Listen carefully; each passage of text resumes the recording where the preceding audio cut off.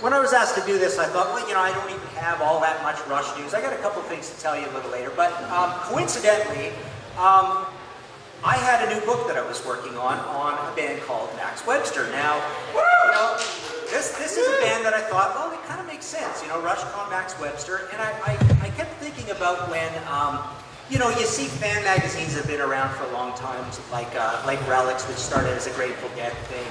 You see a lot of the Deep Purple stuff where, you know, eventually these things, they start talking about some of the bands in their orbits. And, you know, and I started thinking about Rush and going, you know, I know I've talked to a lot of you guys before. We talk about Porcupine Tree and Dream Theater, but there's really not a lot of bands in Rush's orbit, you know, in very salient ways, other than bands that we kind of like that are sort of living the ethic that Rush lives kind of thing. So what I decided to do was, yeah, here we go. So this is Kim Mitchell and Geddy Lee, and this picture kind of sets up this talk, which is it's not going to be a very long talk, but it's about the top 15 connections the band Max Webster has with Rush.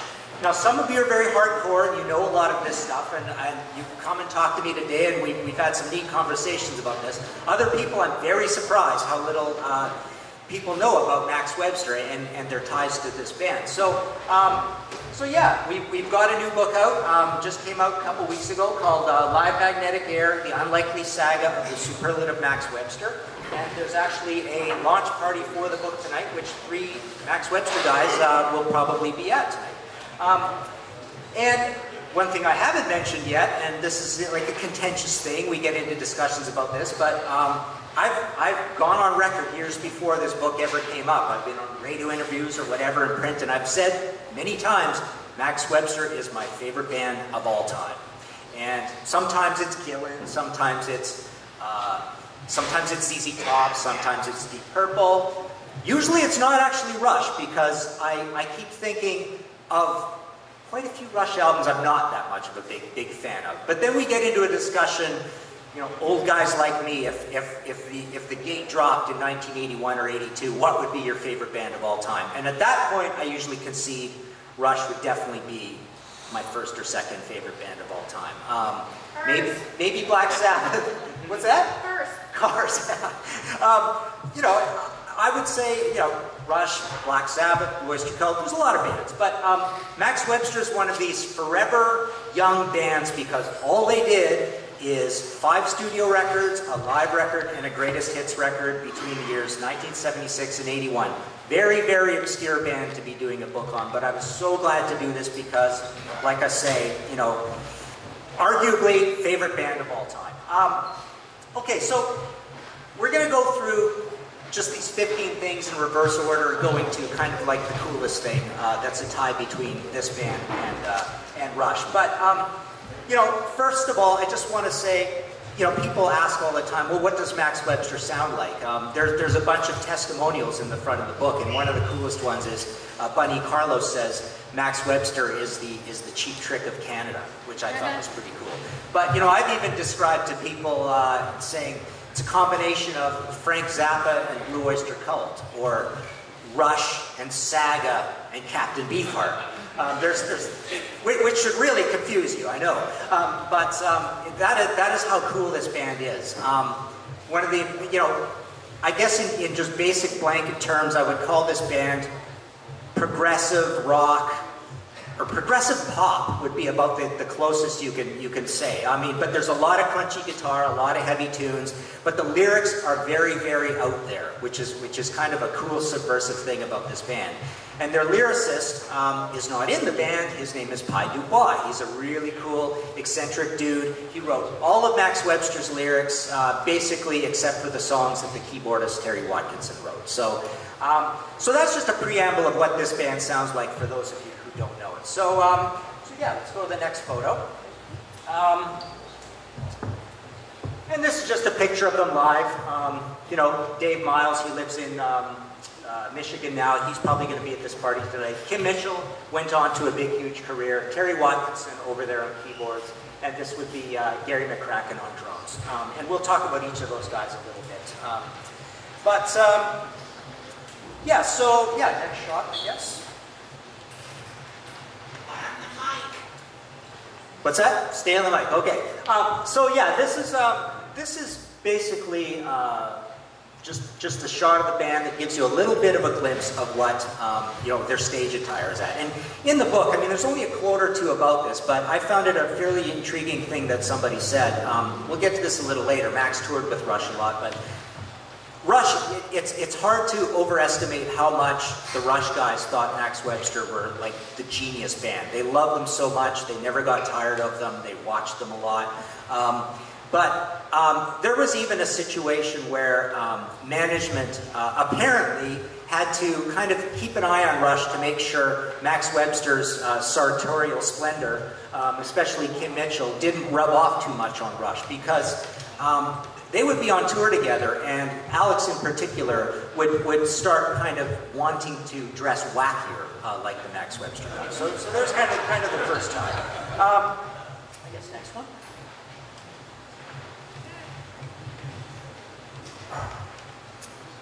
Yeah, so getting into a little bit here. Here's some tour dates.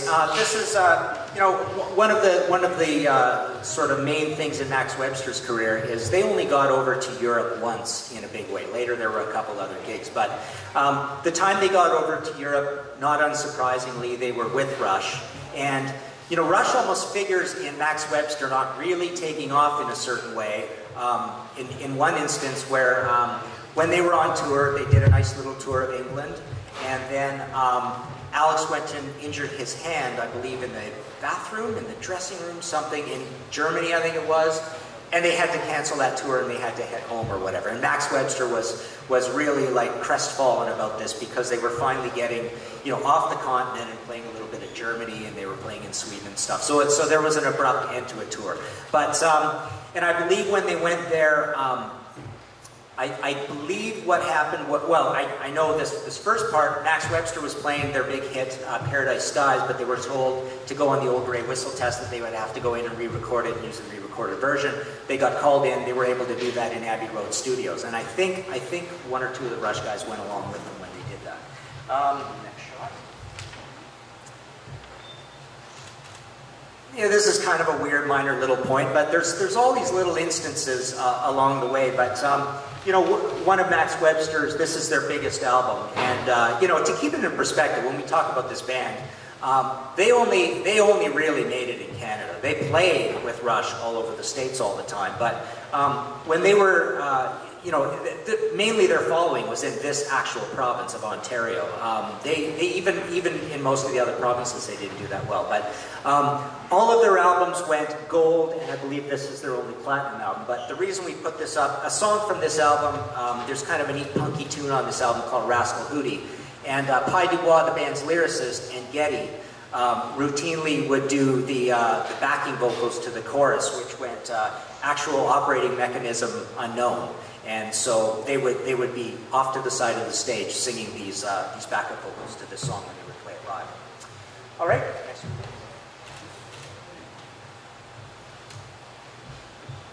Yeah, okay, so other interesting ties. When Rush did All the World's a Stage at Massey Hall, the backup band was Max Webster. When Rush did X's Stage Left, I think I got this right, sides 1, 3, and 4 were done at the Forum in Montreal, I believe. Max Webster was the backup band for that as well. And also on the video version of Exit Stage Left, Max was the backup band for Rush on that show as well. Next shot. This is Max Webster's keyboardist, Kerry Watkinson, really interesting guy. He's now gone back to art. He's a super amazing realist artist. He was a medical artist for a lot of years as well. But it's been talked about by a few different guys. Terry is so self-effacing that when he's asked about it, he kind of downplays it. But a lot of Rush getting into keyboards, a lot of people surmise that Geddy was very influenced by this guy and seeing all the things he did on keyboards in a hard rock context. Because, these Max Webster albums, for those who don't know them, they're quite a mix of hard rock, a little bit of balladry, definitely some proggy stuff. There are Zappa-esque melodies, but there's also a lot of keyboards on them. And, Geddy apparently did get a lot of keyboard tips from this guy, Terry Watkins.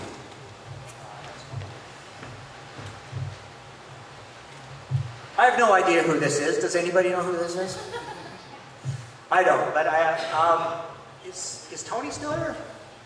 Tony might have known it. I'm sure Tony knows it. Anyway, so that's definitely Pi Dubois. So that is Max Webster's lyricist sitting there, and very interesting guy. He would actually watch the band almost all the time when they played live. But I put this here because another interesting thing is that road crew and whatnot kind of work their way up sometimes. Max Webster was always called the Baby Rush, and oddly, Wireless was called the Baby Max Webster, and we'll get to that in a little bit. But Lauren Wheaton moved up from Gary McCracken's drum tech to Neil's drum tech, and John Erickson, a sound man, moved up from Max Webster's sound man to Rush's sound man.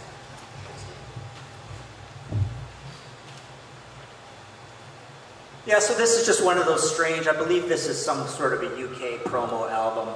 The other, when you flip this thing over, it's got a picture of Rush, and it's the same track listing. As you can see, it's half Rush songs, half Max songs. But just to drive home the point that basically Max's entire career, the major tour that Max did on every single one of their albums, they were supporting Rush. This is how close these two bands were. And literally, all these forays into the States was because they were backing up Rush. So they were perennial tour mates during that time. Yeah, right from 2112 through Moving Pictures, they were together basically, across Canada, across the States, and the one UK time. And you can see when you look at the Rush albums, the liner credits or the liner notes, there's usually a thanks to Max Webster or the Max Websters or the Maxoids or something like that.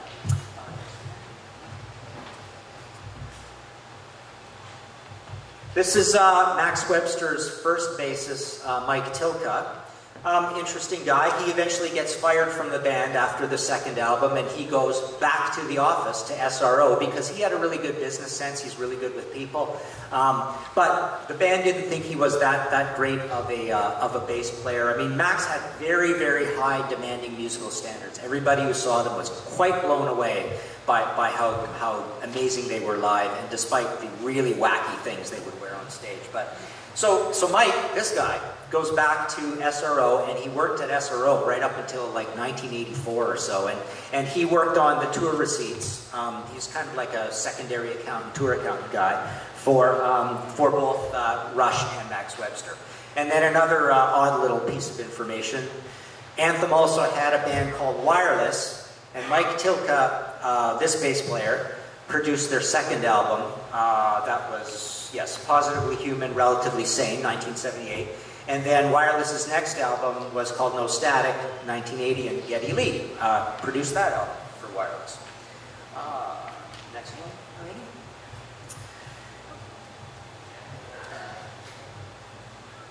And this was an announcement of the opening of Anthem Records. These guys were so aligned together. We know, first off, what happened was Rush had Moon Records, and they had a single, and the first album, For a Brief Time, came out on Moon Records. They did the exact same thing for Max Webster. They had a label called Taurus Records. And then what happened was, Rush was distributed by Mercury in the States.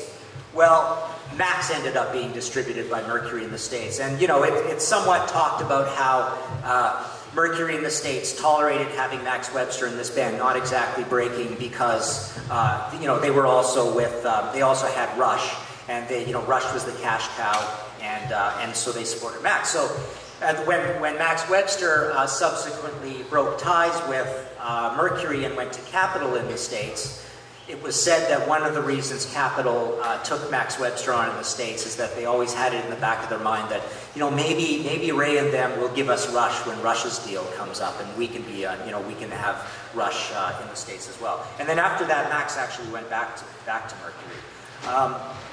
Okay. Number 6 in this tour of 15 connections.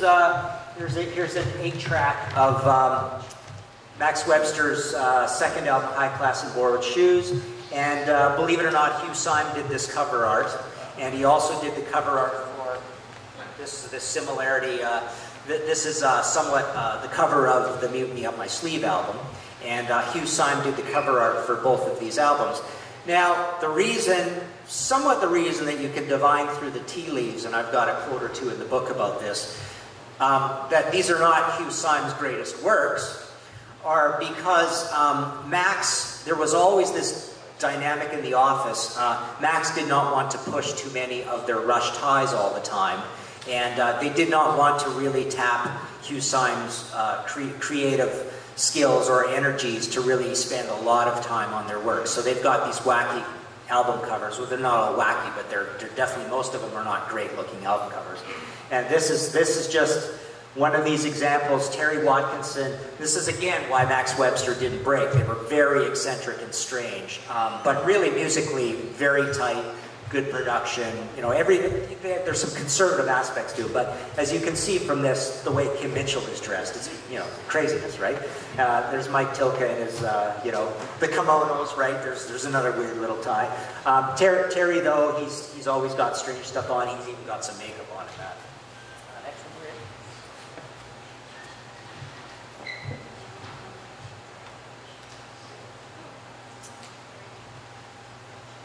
Yeah, so this is a picture of Pi Dubois and Kim Mitchell in the studio. By the way, I've got to just say this. I mean, there's a little more about Pi later, but people ask me who's my favorite lyricist of all time, and it's this guy right here.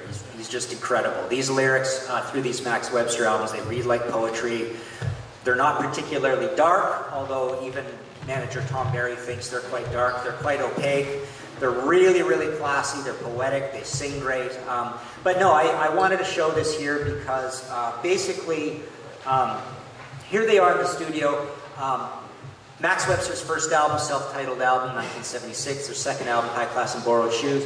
They're both produced by Terry Brown, who, of course, is, you know, Rush's main prolific producer of the early days. And both of the albums were made in Toronto Sound. And actually, High Class and Borrowed Shoes was the next project in right after 2112. And I've got to say, you know, I tried to think, you know, I hate being provocative about comparing things to Rush all the time, but I would say that High Class and Borrowed Shoes and the next album after this, A Million Vacations, are two of the finest sounding records of all of the 70s across any bands. Like, you should just play them.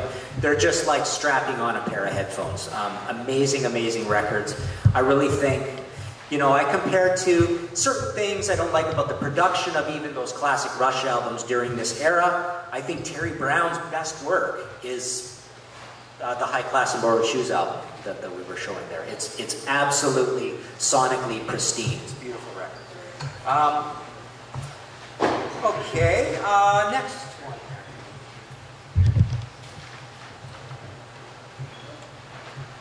Number 4 on the list, this fine-looking young gent here, Paul Kersey.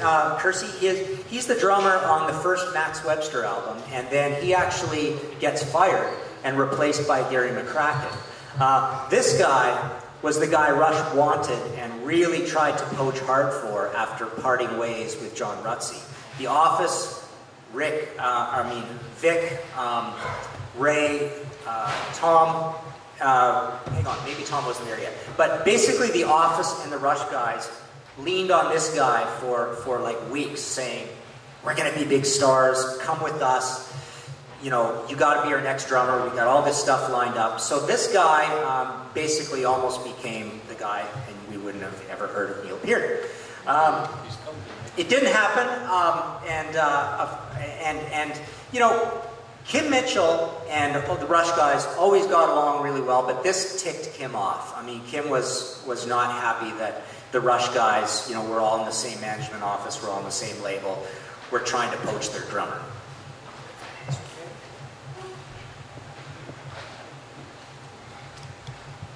This is Gary McCracken, and I hope it's Gary McCracken. I was looking at this picture going, that doesn't really look like Gary, but I'm pretty sure it's Gary McCracken.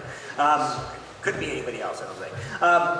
So this is kind of interesting. I mean, one of the cool things is that at Max Webster supporting Rush shows, you know, there'd be the big scrim up, the big stuff in front of Rush's stuff. part of Neil Peart's warm-up routine was he would play Max Webster's, sometimes some of these guys say their entire set, behind Gary. So Gary's up there playing all the Max Webster songs, mic'd, and Neil is behind the screen playing all of Max Webster's songs not mic'd to warm up, which is pretty cool. And Gary even says that at times Neil would like break into different time signatures and double up and speed up and slow down just to keep Gary on his toes. And Gary would come up off the stage and say, "Neil, you've got to stop doing that." And Neil would say, "No, it's good for you." And they, Gary, they said Gary had to go into Gary's own head and count, so have to concentrate so hard because Neil's sitting right behind him trying to screw him up. Okay, next one. So here's Pi Dubois again, right here, hanging out with Dave Miles, their bass player, and this is I've got it as the #2 coolest connection between Rush and Max Webster. Pi is the co-lyricist on Force 10 from Hold Your Fire, Between Sun and Moon from Counterparts, Test for Echo, and of course Tom Sawyer, which began as Louis the Lawyer. I don't think it's Louis the Warrior. Every time I talk to Pi, he seems to only say Louis the Lawyer. But, an interesting thing is Between Sun and Moon. If you go through the Max Webster catalog, there's actually kind of a Sun and Moon suite. There's 1 or 2 songs throughout the Max Webster catalog in context of the moon, Beyond the Moon, Sun Voices. So there's these songs. It's kind of cool. Pi has woven a very inscrutable short concept album throughout the Max Webster albums, and very weirdly, and it's explained in the book as well, part of Pi's strange modus operandi was he was trying to make himself irrelevant and take the lyrics out of Max Webster because he just loved this band. He loved watching them live, and they're such great musicians that I think the last one of his Moon Suite had no lyrics whatsoever. It was an instrumental. So it's kind of interesting that that here you have, within Rush, years later, you have the continuation of Pi's Sun and Moon Suite. Okay, and the last one there, Eddie? So, does everybody know this song? Because I was actually going to play it, possibly, just to close out when we're done, just for kicks, yeah. So this is actually, believe it or not, this song is on Max Webster's very last album before they broke up. And it's actually one of the Max Webster guys, I don't think it's reliable, but it's more or less true. One of the guys said it's the first song Max Webster ever wrote. So this song goes back to the mid-'70s. And it's even said that when Max was getting ready to do this new album, the band was in quite a bit of disarray, and it was looking like they were going to break up. So this is their last album, Universal Juveniles. Rush actually was the ones who instigated and said, you guys, are you going to do Battlescar one day? Are you going to record Battlescar? Can we do Battlescar with you? So that was kind of cool, that it was actually,